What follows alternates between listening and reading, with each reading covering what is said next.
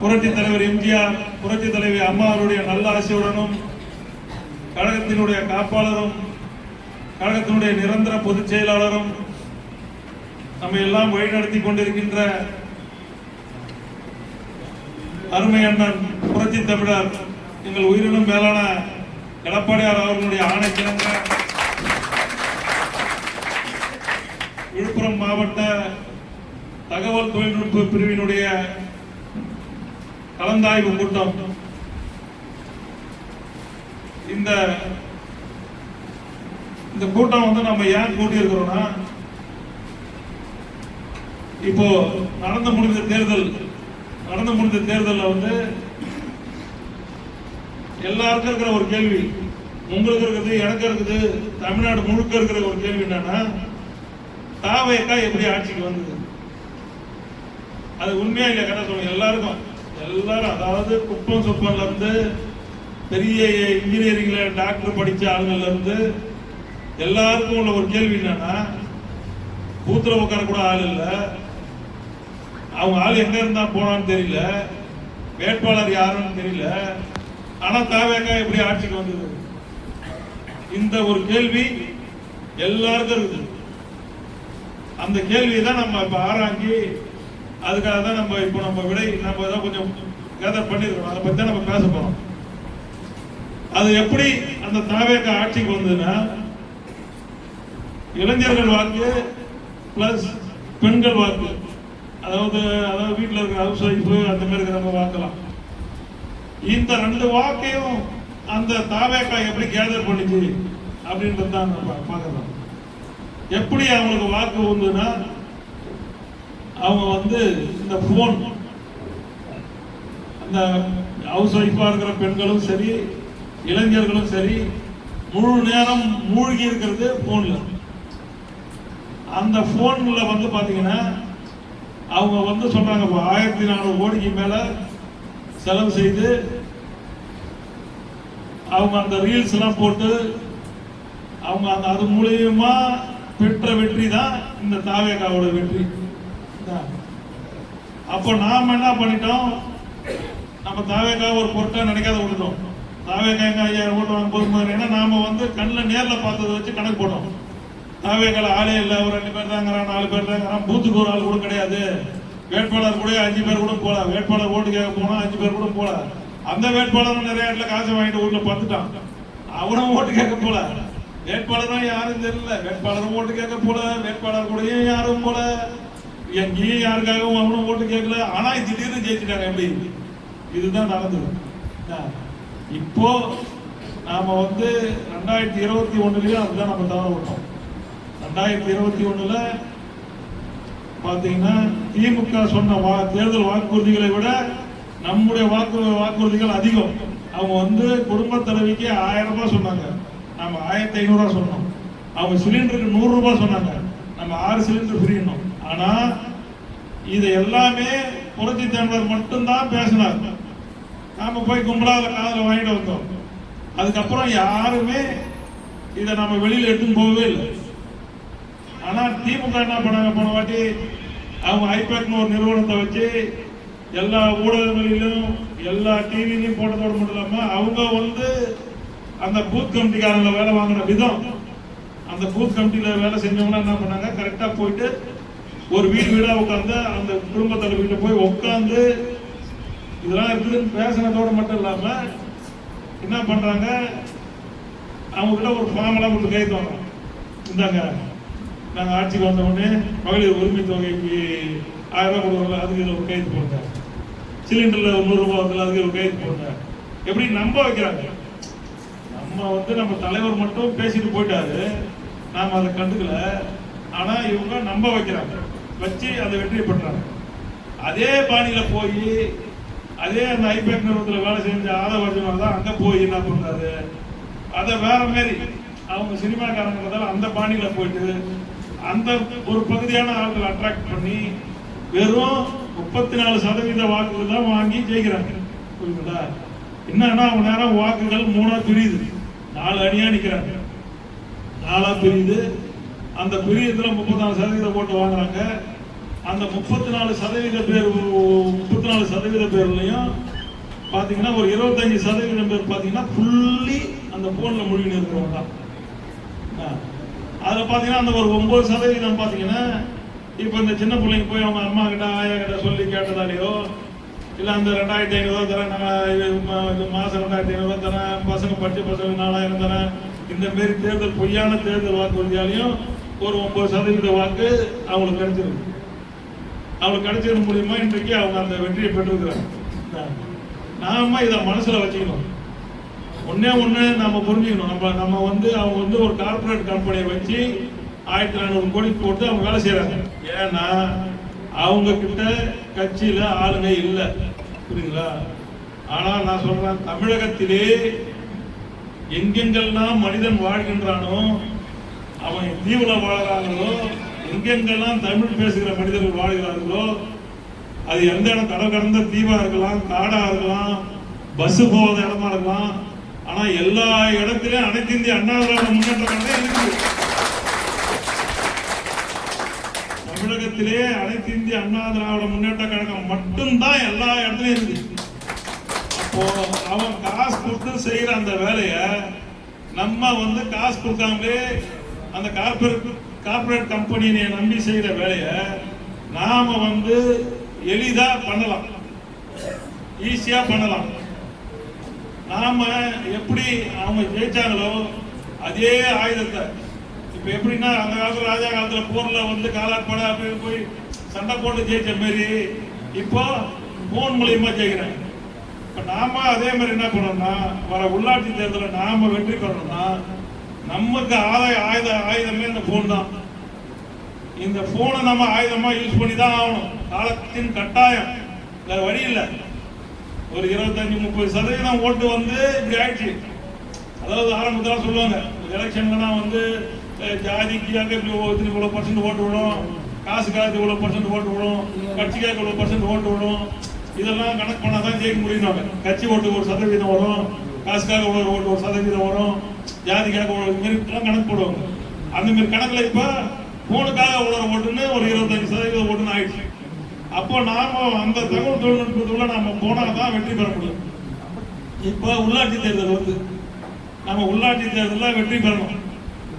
நீங்க மற்ற கட்சி மாதிரி நம்ம பார்த்தோம்னா வேலைக்கு ஆகும். நம்மளுடைய புரட்சி தமிழர் ஐயா எடப்பாடியார் பேசிட்டாருன்னு மட்டும் போயிட்டோம்னா நம்ம வேலைக்கு ஆக மாட்டோம். நாம எல்லாருமே ஃபீல்டுல இறங்கணும். இப்போ ஒருத்தர் கவுன்சிலர் நிற்கிறார் ஒரு ஊர்ல, அங்க ஒரு 5000 ஓட்டு என்ன, அப்போ நம்ம அந்த கவுன்சிலர்ல நமக்கு ஒரு 10-15 கிளை இருக்கு. நாம அங்கிருந்து ஒரு 200 கட்சிக்காரன் இருக்கிறோம். நம்ம அங்கேயே ஆரம்பிக்கணும். அங்கேயே நம்ம என்ன பண்ணணும், நம்ம நம்மளுடைய கருத்துக்களை எல்லாம் சொல்ல ஆரம்பிக்கணும். ஏன்னா இன்னைக்கு போன் மூலியமா தான் நம்ம கட்சியை அழிக்க நினைக்கிறாங்க. நல்லா புரிஞ்சுங்க. ஒரு பொய்ய எவ்வளவு காலமா சொல்லிட்டு இருக்காங்க ஊடகங்கள். திமுக கூட கூட்டணி எவ்வளவு ஆடி சொல்றாங்க. அது பொய்ன்னு நம்ம சொல்லிட்டோம். நம்முடைய பொதுச் செயலாளர் சொல்லிட்டாரு. அது பேசின நிறுவனங்கள் எதுவும் கிடையாது. அது ஒண்ணுமே இல்லாத விஷயம். அது பேசியிருந்தாலும் ஒண்ணும் இல்லாத விஷயம், பேசினாலும் ஒண்ணும் இல்லாத விஷயம். ஆனா அந்த விஷயத்தை மட்டுமே பூதகரமாக்கி நம்மளை ஒரு வீணாக்கி இருக்காங்கன்னா அந்த போன்ல அதையே அவன் போடுறான் ஊடகங்கள்லாம். அப்போ எதிரில் இருக்கிறவங்க அதெல்லாம் போடுறான். அதை பத்திலாம் அந்த தம்பி சொல்லக்கூட. இவர் என்ன அந்த மாதிரி ஒரு கார்பரேட் கம்பெனியில் வேலை செஞ்சவர், அவர் கூட்டம் சொல்லுவார். அப்போ நம்மளை டேமேஜ் பண்றதுக்குன்னே நம்ம கழகத்துக்கான எதிர் சொல்களையே அவன் போட்டுன்னு இருக்கான். நாம அதை பார்த்துட்டு அவன் போடுறானேன்னு சொல்லியிருந்தா வேலைக்கு ஆவார். அவங்ககிட்ட 100 பேர் தான் இருக்கிறான். ஆனா அவன் நிறைய டெக்னிக்கலை வச்சு பண்றான். நம்மகிட்ட கோடிக்கணக்கான பேர் இருக்கிறோம். நாம அப்போ கையில எடுத்தோம்னா இதெல்லாம் ஈஸியா முறியடிக்கலாம். இப்போ அவன் மாதிரி நம்ம மேல கொடுக்குற ஒவ்வொரு அவதருக்கும் நம்ம ஒரு கண்டென்ட் அவனுக்கு நம்ம திருப்பி கொடுக்கணும். இப்போ அவங்க சொல்றான்னு வச்சுக்கலாம். இப்போ பாத்தீங்கன்னா ஒரு நியூஸ் பேப்பர், இப்போ நீங்க சில பேர் கண்டென்ட்லாம் தயாரிக்க முடியலன்னு வச்சுங்க. நீங்க நான் சொல்ற மாதிரி இப்போ என்னன்னா ஐடிவிங்கன்னா ஐடிவி பசங்க மட்டும்தான் அதை டைப் பண்ணி போடணும்னு கிடையாது. சில பேருக்கு அதை டைப் பண்ணி சிஸ்டம் வச்சு போடுவாங்க. சில பேர் லெட்டரா டைப் பண்ணுவாங்க. சில பேர் நம்ம வர்றதை பண்ணாலே போதும். இப்ப நம்ம இன்பதோட அண்ணன் இப்போ ஒரு 2-3 நாளா சொல்றாரு, என்ன இந்த ஆட்சி குதிரை பேரத்துக்கான சொல்றாரு. அதுக்கான காரணம் சொல்றாரு. விஜய் வந்து ஒரு குறிப்பிட்ட எம்எல்ஏ வந்து ஒரு அதிமுக கட்சியில இருந்து உடச்சி கூட்டிட்டு போய் ஒருத்தர் வச்சிருக்கிறாங்க. அவங்கள போய் பாக்குறாங்கன்னா அதே குற்றத்துல வரும்ன்ற.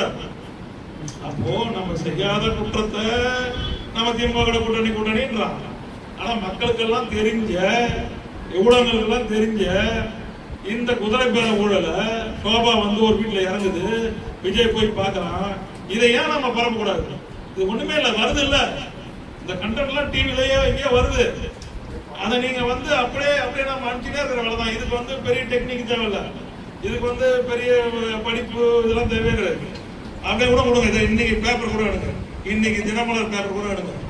இப்ப பேப்பர்ல பாத்தீங்கன்னா ஏதோ ஒரு பேப்பர், எந்த ஒரு பேப்பர் இருந்தாலும் அதில் பார்த்தீங்கன்னா ஒரு 4-5 செய்தி வருது. என்ன இதில் எடுத்தீங்கன்னா இன்னைக்கு பார்த்தீங்கன்னா அந்த ஒரு நிதி அமைச்சராக இருக்கிற ஒருத்தர் வந்து அவர் வந்து அவங்க அண்ணனை வந்து வீடு பூந்து அடிச்சது, அந்த வழக்குக்கு அவர் போய் ஆஜராகிறது, இதெல்லாம் வந்து பேப்பர்ல வருது. பேப்பர்ல வரும்போது இதை நீங்க ஒரு போட்டோ எடுத்து போனீங்கன்னா போதும். இப்போ வருது.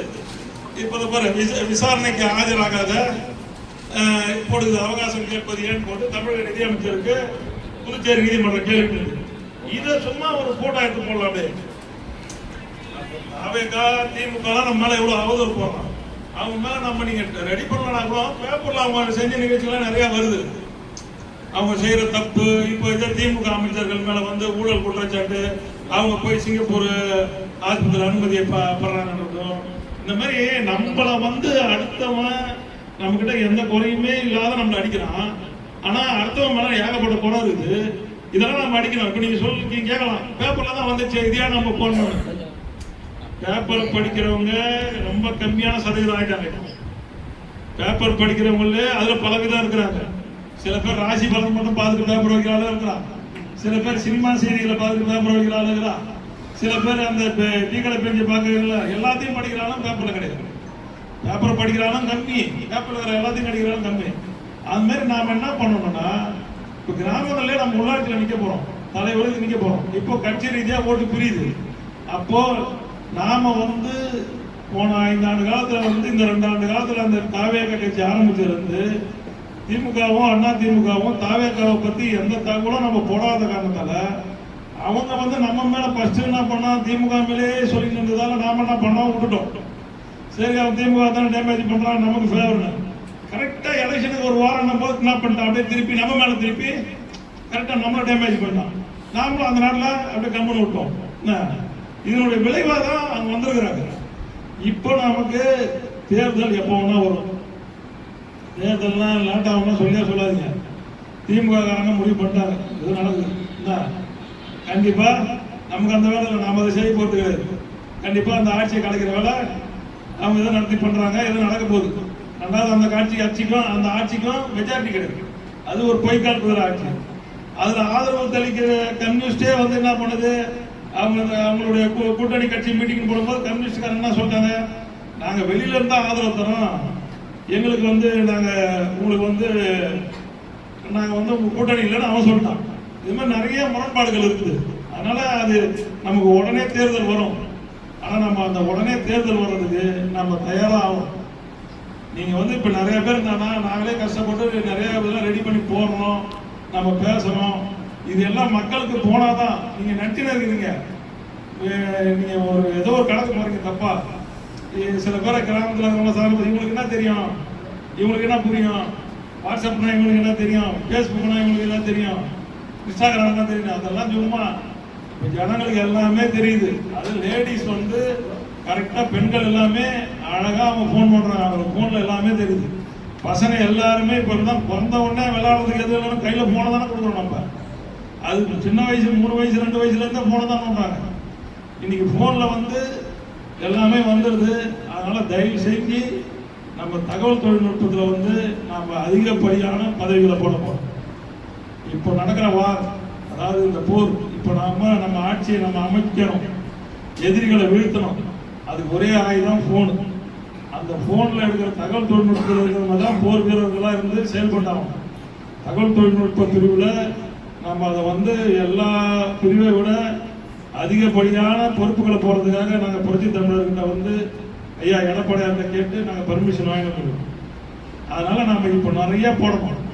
இன்னொன்று நல்லா புரிஞ்சுங்க, நாம போடுறதுக்கான நிறைய கண்டென்ட் இருக்குது. அதாவது கடந்த 4 ஆண்டு காலம் புரட்சி தமிழர் ஆட்சியிலையும் சரி, அதுக்கு முன்னாடி புரட்சி தலைவி அம்மாவுடைய ஆட்சியிலையும் சரி, புரட்சி தலைவர் எம்ஜிஆருடைய ஆட்சியிலையும் சரி, நாம செய்த சாதனைகள்லாம் எண்ணற்ற சாதனைகள், எல்லாமே இன்னைக்கும் பயன்பெறுகிற சாதனைகள், இன்னைக்கு நடைமுறையில் இருக்கிறது. இதெல்லாம் நம்ம போட்டாலே போதும். அது இல்லாம ஒரு ஊர்லயும் நடக்கிறது. அதே மாதிரி பாத்தீங்கன்னா இதுல மாதிரி நிறைய போடலாம். புரட்சி தமிழர் ஐயா அவர்கள் கொரோனா காலத்துல அவர் பண்ண சாதனைகள்லாம் கொஞ்சம் நஞ்சமே இல்லை. அப்ப பாஸ் ஆன ஜனங்க நிறைய. அப்ப அரசு ஊழியர்கள் எல்லாருக்கும் சம்பளம் கொடுத்தோம். அப்ப எந்த ஒரு உயிரிழப்பும் ஏற்படாத பார்த்துக்கணும். அதே மாதிரி பாத்தீங்கன்னா நாம விவசாயத்துல போனீங்கன்னா விவசாயத்தை இன்னைக்கு நம்ம அந்த அளவுக்கு அந்த மண்டலம் எடுக்கிறது, குடிமராமத்து பணிலாம் கொடுத்து நம்ம எவ்வளவு பண்ணிருக்கிறோம். அதே மாதிரி விவசாய கடனை தள்ளுபடி பண்ணிருக்கிறோம். இதெல்லாம் இவங்க நிறைய பண்ணலாம். இது மாதிரி பாத்தீங்கன்னா நாம போனோம்னா நிறைய கடன் இருக்குது.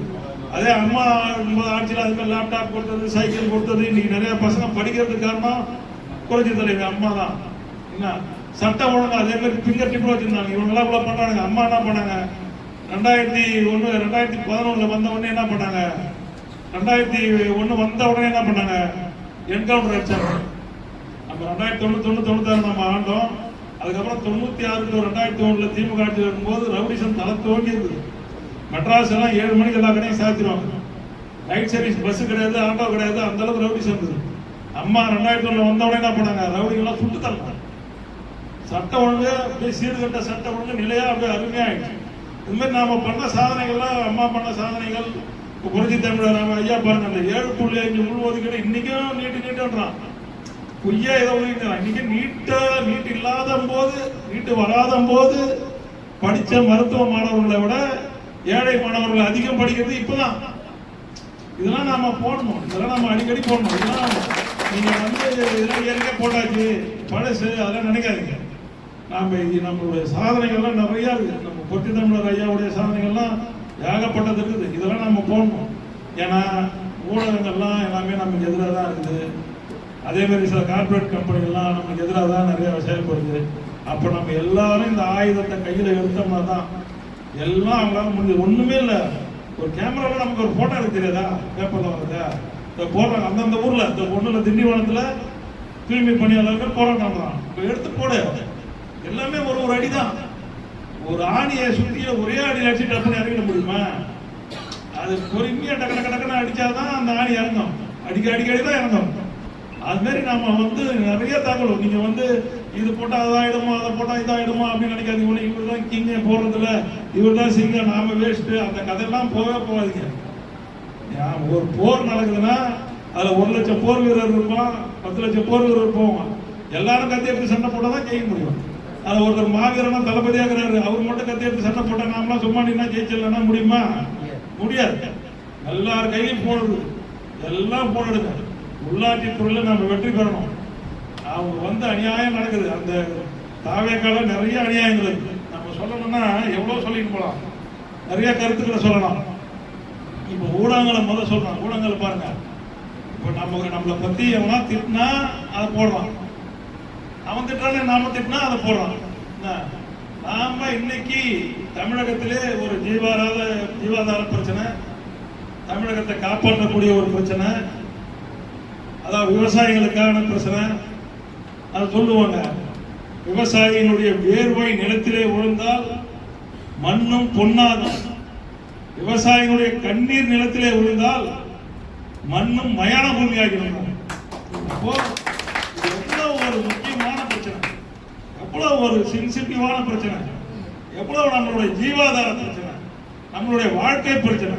விவசாயிகளுக்கான ஒரு போராட்டம் என்பது எவ்வளவு முக்கியமான ஒன்று. தமிழகத்திலே விவசாயிகளுக்காக, ஒரு விவசாயியாக பிறந்த காரணத்தினால், ஒரு விவசாயியாக வாழ்ந்து கொண்டிருக்கிற காரணத்தினால் ஐயா எடப்பாடியார் அவர்கள் விவசாயிகளுக்காக எந்த கட்சியுமே போராட்டம் அறிவிக்கல. முதல்ல அறிவிச்சது புரட்சி தமிழர் ஐயா அவர்கள்.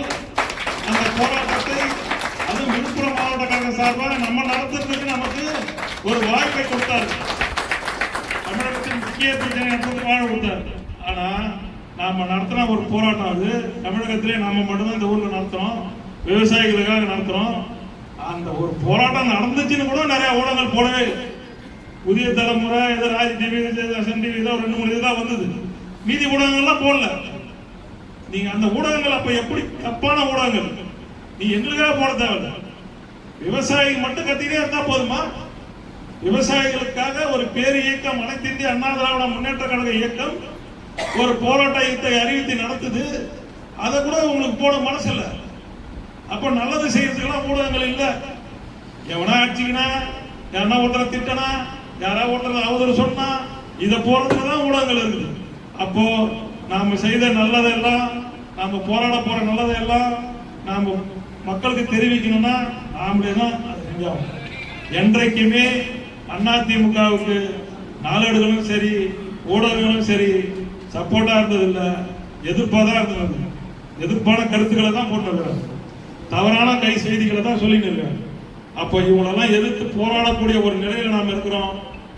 இனி நாம ஜெயிக்கணும்னா நம்ம ஃபீல்டு ஒர்க்கு மற்ற ஒர்க்கெல்லாம் விட இந்த ஊடகத்துல இந்த போனை வச்சு நம்ம செய்ய போற வேலையில தான் நம்மளுடைய வெற்றி நிச்சயமா இருக்கு. அந்த வேலையை வந்து நம்ம எல்லாருமே செய்யணும். 85 வயசாலும் செய்யலாம், 70 வயசாலும் செய்யலாம், நிலத்தில் இருக்கிற விவசாயியும் செய்யலாம், படிச்ச பசங்களும் செய்யலாம், எல்லாருமே செய்யலாம். அதுக்கான காரணங்கள்லாம் பார்த்தீங்கன்னா நிறைய இருக்கு. இப்ப பாத்தீங்கன்னா தாவேக்காவை பத்தி நம்ம போன நிறைய போடலாம். இப்ப அந்த ஒரு மந்திரி, ஒரு வளர்ந்து கட்ட மந்திரி, கணக்கே தெரியாத மக்கு மந்திரி கொடுக்குது.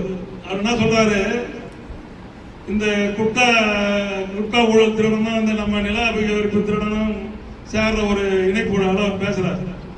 பேசும்போது என்ன சொல்றாரு, அந்த விஜயபாஸ்கர் வந்ததுல இருந்து அதிமுக இருக்கிற 60% பேர் வந்துட்டாங்க, இன்னும் 30% மீதி இருக்கிறாங்க.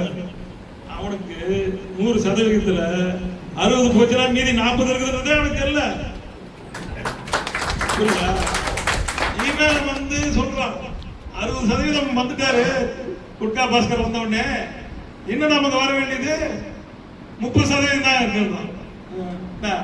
அதே மீட்டிங்ல தான் கரூர் பாஸ்கர், நில மோசடி பாஸ்கர் பேசும்போது சொல்றாரு, அனைத்து இந்திய அண்ணா திராவிட முன்னேற்ற கழக பேரியக்கம் 1.5 கோடி தொண்டர்களை கொண்டதுன்னு அதே மீட்டிங்ல பேசுறாரு.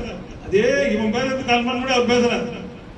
அப்போ அவர் சொல்றதை கூட விட்டுரும், 1.5 கோடியே தேவையில்லை, 1 கோடி தொண்டர் இருக்கிற இயக்கம். இப்ப நீங்க பனையூர்ல எத்தனை இணைப்பூடா வச்சிருப்பீங்க? நீங்க ஆட்சிக்கு வந்து ஒரு 50 நாள் ஆகுது வச்சுங்க, எத்தனை இணைப்பூடா வச்சிருப்பீங்க? சனிக்கிழமை வைக்கிறீங்க, இடையில கூட வைக்கிறீங்க வச்சுக்க, ஒரு 20-25 விழா வச்சிருப்பீங்களா? ஒரு 5-6 விழா கூட வச்சுங்க. ஒரு இதுக்கு 1000 பேரே வச்சுங்க. 1000 பேர்லாம் கிடையாது, 200 பேர் 300 பேர் வரான். 200 பேர் 300 பேர் எல்லாம் இத்து போன பீஸ். அதுல பாதி பேர் பொதுஜனம், அரசியல் அனாதைங்க, அரசியல் ஆர்வ கோளாறுங்க, எங்கே ரிட்டையர் ஆன கேஸ், வீணா போன கேஸ் எல்லாம் வருது. இதுகளை தான் நீ வச்சு சேர்த்தா கூட ஒரு கணக்கு போடுங்க. 5-6 தான் சொல்றாங்க, நான் 25 கொடுக்குறேன். நீங்க 25 வாட்டி 1000 பேர் சேர்த்துட்டீங்க. அப்போ 25 × 1000 எவ்வளவு வருது? 25,000. மரகத குமரவேல் என்ன பண்ணுச்சு? பொது ஜனங்கள்லாம் 1000 ரூபாய் 500 ரூபாய் கூட்டாந்து அவன் கட்சிக்காரன் தான் உட்கார்ந்து இருப்பான்ல, அந்த ஸ்டேஜ்ல எவனுமே இல்லை. 1000-500 கூட்டாந்து அது ஒரு 2000 பேரை கூட்டாந்து ஒரு மீட்டிங் வச்சு சேர்த்து அதிகமாக போடுப்பா கணக்கு. ஆபீஸத்துக்கு போடு, நீ கணக்கு அவன் கணக்குக்கே போ. அது ஒரு 2000 பேர் ஆகுது. இப்ப இந்த பாஸ்கர், குட்கா பாஸ்கர் கொண்டு போய் சேர்த்தது பாத்தீங்கன்னா, அது பாத்தீங்கன்னா அது ஒரு நாள் 5000 பேர் கூட போடும். அவர் ஏதோ சொல்ல 3000-2000 பேர் கூட போடும். அது போனா கூட ஒரு 3000 பேர், ஒரு 5000, அது ஒரு 25,000. நீ சேர்த்துக்கிறது எவ்வளவு? இது வரணும் 30,000 பேர். 1 கோடி தொண்டர்கள் இயக்கத்துல 30,000 போச்சுன்னா மீதி எவ்வளவு இருக்குது? நீ சேர்த்தது 1-2% கூட இல்ல, சேர்த்தது 1% கூட இல்ல, 0.5%, 0.5% கூட இல்ல, 0.25% தான் நீ சேர்த்துக்கிற. 0.25% சேர்த்துக்கிற. இதை இவன் சேர்த்துட்டு என்ன சொல்றான்? அதிமுக பூரா சேர்ந்து போச்சுன்றான். ஊடகங்களும் அந்த மாதிரி சேர்ந்துருக்காங்க. இதை நாம வந்து எடுத்து சொல்லணும். நாங்க இவ்வளவு பேர் இருக்கிற இயக்கம், இவ்வளவு பேர் தான் நீ சேர்த்துக்கிற, நீ ஆனா இப்படி போய் சொல்றியா? ஜனங்களுக்கு தெரியாதுல்ல. அவனமா அதிமுக இருக்கிறதே மொத்தம் ஒரு 50,000 பேர் 25,000 பேர் தான் இருக்கிறாங்க நினைச்சுக்கிட்டு பண்றாங்க.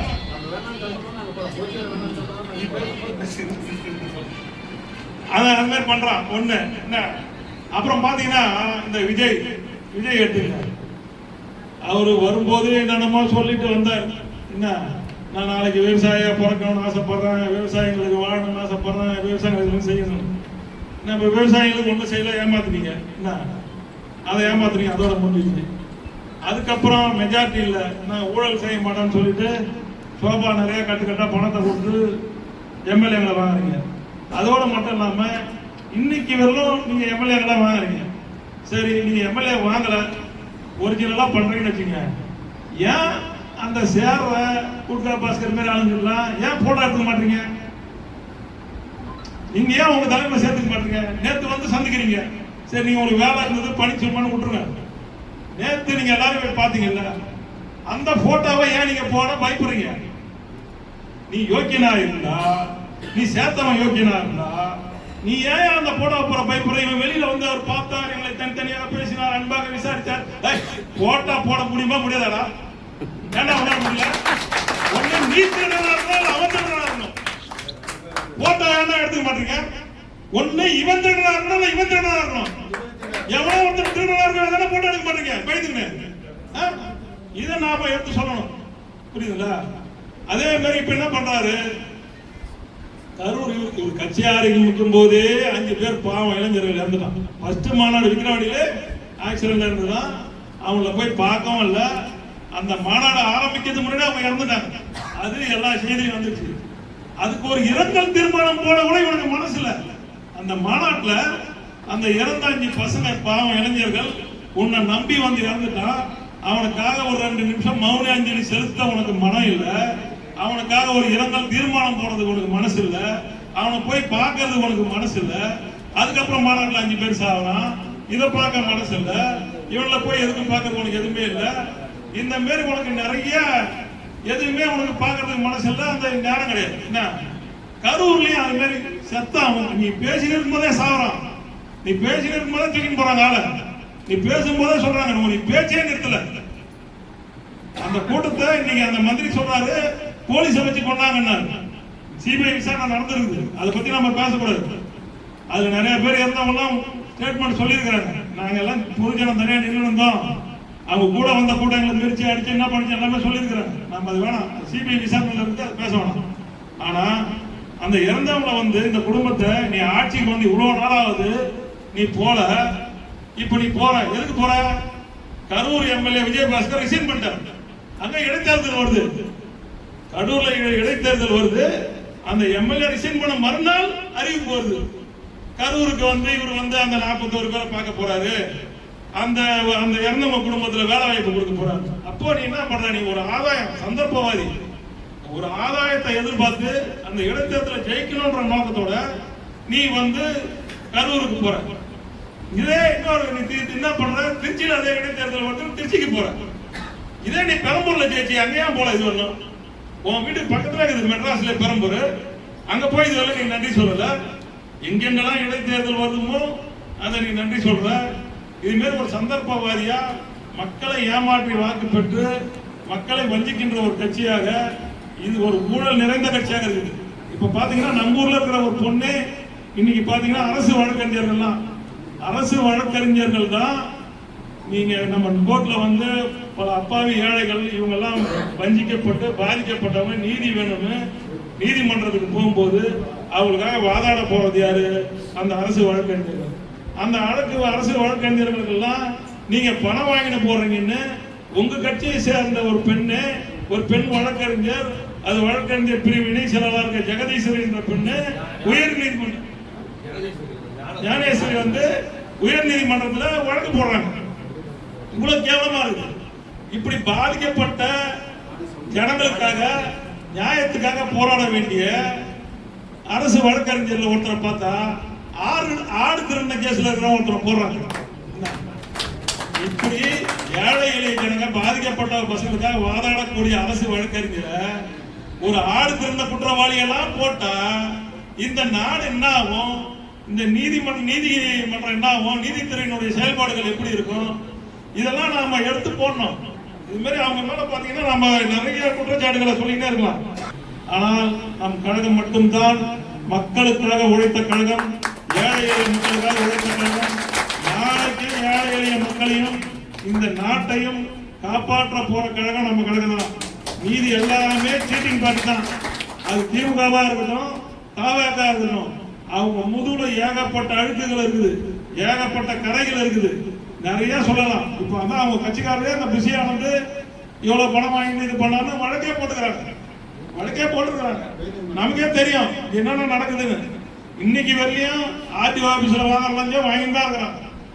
இன்னைக்கு ஒவ்வொரு ஆபீஸ்லயும் வாங்குற லஞ்சம், ரிஜிஸ்டர் ஆபீஸ்ல வாங்குற லஞ்சம் வாங்கிட்டு தான் இருக்கிறாங்க. ஆனா இவங்க ஊழலற்ற அரசுன்றாங்க. அதுல இருக்கிறவங்க எல்லாம் குற்றவாளியா தான் இருக்கிறாங்க. சும்மா இவங்க மாத்தி சொல்லி நம்ம மேல ஏதோ ஒரு போய் நம்ம எதுவுமே கேட்க கூடாதுன்றான். நம்ம எம்எல்ஏங்கெல்லாம் தூர பேரம் பேசி விலைக்கு வாங்கலாம். நாம போய் இதை கவர்னர்கிட்ட கொடுத்தா ஆட்சியை கலைப்பாங்க. அப்புறம் போடுறோம். யோகித்தனமான ஒரு ஆட்சி நடந்தா கலைக்காம என்ன பண்ணுவாங்க? நீ உன்னுடைய தைரியத்தை வச்சு, உன்னுடைய உழைப்பை வச்சு, உன் கட்சியினுடைய பலத்தை வச்சு நீ ஆட்சி அமைஞ்சிருந்தா அதுல ஒன்றும் தப்பு இல்லை. இல்ல கூட்டணி கட்சிகளை வாங்குற அதை பத்தி தப்பு கிடையாது. இன்னொரு கட்சியை உடைச்சு ஆசை வார்த்தை காட்டி பணத்தை கொடுத்து நீ நேரடியா போய் அந்த எம்எல்ஏ விலைக்கு இன்றைக்கு வரலையும் விலைக்கு வாங்கிட்டே இருக்கிற. அப்போ நடவடிக்கை எடுக்கலன்னா இன்னும் எவ்வளவு பேர் நீ விலைக்கு வாங்குவ? நீ இது ஒரு நியாயமான அரசா? நிச்சயமா நடக்காது. இப்ப காசை கொடுத்து கொள்ளடிச்சு வாங்குற ஒரு அரசாங்கம் வந்து திருப்பி அந்த காசை எடுக்கணும்னா மக்கள் கிட்ட தான் வந்து மக்கள் கிட்ட போய் தான் காசை சுரண்டுவாங்க. புரியுதுங்களா? இப்போ ஒருத்தன் முதல் போட்டு வரான், இப்போ ஒரு பிபி வரான், 10 கோடி 20 கோடி கொடுத்துட்டு வந்தா என்ன பண்ணுவான்? மத்தவங்க தான் பணம் வாங்குவான். இந்த மாதிரி நீ எம்எல்ஏ எல்லாம் 50 கோடி 100 கோடி கொடுத்து விலைக்கு வாங்கிட்டு என்ன பண்ண போற? மக்கள் பணத்தை தான் சுரண்ட போற. அதனால இந்த ஆட்சியை சீக்கிரம் அகற்றப்பட வேண்டிய ஆட்சி இது அகற்றப்படும். நாம் மீண்டும் ஆட்சி வரணும், உள்ளாட்சி தேர்தலில் வரணும். அதனால எல்லாருமே நீங்க எல்லாருமே இன்னைக்கு எவ்வளவு பேர் ஐடிவிங்கில விருப்பமா இருக்கிறவங்க, எனக்கு தெரிஞ்சு அந்த பதிவு போடுறவங்க மட்டும் இல்ல, நம்ம பதிவுல ஃபார்வர்ட் பண்றவங்க, அதை ஷேர் பண்றவங்க, இந்த மாதிரி எல்லாத்துலயுமே நம்ம ஈடுபடலாம். நீங்களும் உங்களுக்கான சில பதிவுகள் இருந்தாலும் நீங்க எந்த நேரத்திலையும் எனக்கு தொடர்பு கொள்ளலாம். நீங்க வந்து என்ன ஏதோ பாக்கிறதுக்காக என் பக்கத்துல இருக்கிறவருக்கு போன் பண்றது, எனக்கு தெரிஞ்சவருக்கு போன் பண்றது, அவருக்கு அந்த ஒன்று சிலர் போன் பண்றது, இந்த நேரம் அதெல்லாம் வேணாம். டைரக்டா நீங்க எந்த நேரத்தையும் போன் பண்ணலாம். அதுக்காக ராத்திரி போட்டுங்க, அப்ப போட்டு என்ன எழுப்பாதீங்க. நீங்க எந்த நேரத்துல ஒண்ணா எப்ப ஒண்ணா என்கிட்ட பேசுங்க, நான் ஃப்ரீயா பேசுவேன். எனக்கு தெரிஞ்ச பதில நான் உங்களுக்கு கொடுப்பேன். நீங்க எந்த ஒரு இதா இருந்தாலும் கொடுப்பேன். அதே மாதிரி இப்ப நம்ம உள்ளாட்சியில வெற்றி பண்ணா நம்ம ஊர்ல நம்ம ஏரியாவில் நடக்கிற பிரச்சனைகளை எல்லாம் நாம் பூதாகாரமாக ஆக்கணும். ஏன்னா அவன் ஆக்குறான், ஒண்ணும் இல்லாத விஷயத்த பூதாகாரமா ஆக்குறான். நாம அவங்க மேல இருக்கிற குற்றம் குறைகளை மக்கள் இடத்துல எடுத்து செல்ல வேண்டும். நம்ம புரட்சி தலைவருடைய பாடல்கள், புரட்சி அம்மாவோட சாதனைகள், நம்ம புரட்சி தமிழோட சாதனைகள்லாம் நிறைய இருக்கு. யூடியூப்ல போய் எடுங்க, எல்லாம் போடுங்க. இப்ப நாங்களே இப்ப நம்ம கட்சி ஒரு யூடியூப் சேனல் ஆரம்பிச்சிடும், அதை நான் சொல்றேன். அதுவும் எல்லாம் வந்து சப்ஸ்கிரைப் பண்ணுங்க. பண்ணி நீங்க நாங்க அதுல நிறைய தகவல் உங்களுக்கு நாங்க கொடுக்குறோம். இப்ப நம்ம சொன்னலாம் விட்டுவிட்டா இதுக்காக அடிக்கடி நாங்க மீட்டிங் போட்டு கொடுக்க முடியாது. இப்ப நம்ம சொன்னல கண்டென்ட் இது மாதிரி எல்லாம் போடலாம். அவங்க பண்ற தப்புலாம் நம்ம ஒரு சிலதெல்லாம் சொன்னல அது மாதிரி எல்லாம் போடலாம். அதே மாதிரி நியூஸ் பேப்பர்ல வரலாம் எடுத்து போடுங்க. இன்னும் நமக்கு ஆயிட போகுது, போட்டா ஒரு 2 பட்டம் எடுத்த போறோம் போகுது. அதே நம்ம யாரும் கேள்வி கேட்க போறா? ஒரு 4 இடத்துல வருது இல்ல, அதெல்லாம் நம்ம யாரும் ஒண்ணும் பண்ணவே முடியாது. நாம ஏதோ இல்லாத அவதூறா போட்டாதான் அதெல்லாம் நம்ம ஒண்ணுமே பண்ண முடியாது. அது மாதிரி நம்ம நிறைய இருக்குது. நீங்கள் எல்லாம் தகவல் தொழில்நுட்பத்திலே நீங்கள் எல்லாம் பயணிக்க வேண்டும். அதுல பொறுப்புல இருந்தாலும் சரி இல்லைனாலும் சரி, நீங்கள் எல்லாம் ஒரு போர் வீரனாக மாறி நம்முடைய ஆட்சி அமைவதற்கு முழு ஒத்துழைப்பாக இருக்க வேண்டும். அதற்காக நம் விழுப்புரம் மாவட்ட தகவல் தொழில்நுட்ப பிரிவு தமிழகத்திற்கே முன்னுதாரணமாக அமைய வேண்டும். அதுக்காக நீங்க என்ன உதவிகள் கேட்டாலும் நமக்கு செய்ய தயாரா இருக்கிறோம். நான் முதல்ல சொன்னோம், நம்ம இங்க வந்து சிஸ்டம் எல்லாமே வாங்கிலாம் போட்டு கூட வச்சிருக்கிறோங்க. நாங்கள் அதுக்கு ஒரு ஆள் கூட பார்த்து தேடிங்க இருக்கிறோம். நீங்க வந்து அதுக்கு என்ன இதாக இருக்கிறவங்க நீங்க வந்து உங்ககிட்ட தெரிஞ்சா இருந்தாலும் கொடுங்க. நம்ம இந்த கண்டென்ட்லாம் நிறைய ரெடி பண்ணி கொடுக்கலாம். மேக்சிமம் என்ன பண்ணுங்க, நம்ம தகவல்லாம் வந்தால் ஷேர் பண்ணுங்க. நிறைய நீங்க நிறைய ஒண்ணுமே இல்லை. நீங்க வந்து நீங்க நினைச்சுக்காதீங்க நாம தான் பண்ணுமா, அர்த்தம் பண்ணிக்குவோம், அர்த்தம் பார்த்துக்கோனே இருக்காதுங்க. இதை ஒரு சினிமா கதையில் சொல்ற மாதிரி மேலகரம் கடத்த கட்சி அந்த மாதிரி அதெல்லாம் வந்து நாம் எல்லாருமே பண்ணாதான் மனம் பண்ணும். இன்னொன்று சொல்கிறேன், இது ஏதோ தகவல் தொழில்நுட்பம் டவுனுக்கு சிட்டிக்கு மட்டும்லாம் கிடையாது, கிராமங்கள் எல்லாம் உண்டு. நம்ம உள்ளாட்சி தேர்தலில் கவுன்சிலர் ஜெயிக்கணும்னாலும் சரி, பிரசிடென்ட் ஜெயிக்கணும்னாலும் சரி, அதுக்கும் இந்த மாதிரி எடுங்க. இன்னொரு ஜனங்கள் வந்து எவ்வளோ ஒருத்தன் ஒரு நெகட்டிவ் ஒன்று போடுறான்னு வச்சிங்களா, அதை பார்த்து அசந்தக்கூடாது. அந்த நெகட்டிவ் கமெண்ட்ஸ்லாம் நம்ம கண்டுக்கவே கூடாது, அதை படிக்கவே கூடாது, வந்து தள்ளி விடணும். ஏன்னா அது வந்து நம்மளுடைய உற்சாகத்தை குறைக்கும், உங்களுடைய செயல்பாட்டை கட் பண்ணும். நீங்கள் கரெக்டாக போடுவீங்க, ஆனால் அந்த நாய் நமக்கு எதிர்ப்பான நாயாக இருப்பான், நமக்கு ஆவாதமாக இருப்பான், அவன் பெரிய பிடிக்க மாரி என்ன போடுவான், அதெல்லாம் நம்ம கண்டுக்கவே கூடாது. சில மட்டரகமாக பேசுவான், அவனை போய் நம்ம மட்டரகமாக திட்டின்னு இருக்குது. அதெல்லாம் தூக்கி கலாச்சிட்டு நம்ம செயல்பாடை பண்ணிகிட்டே இருக்கணும்.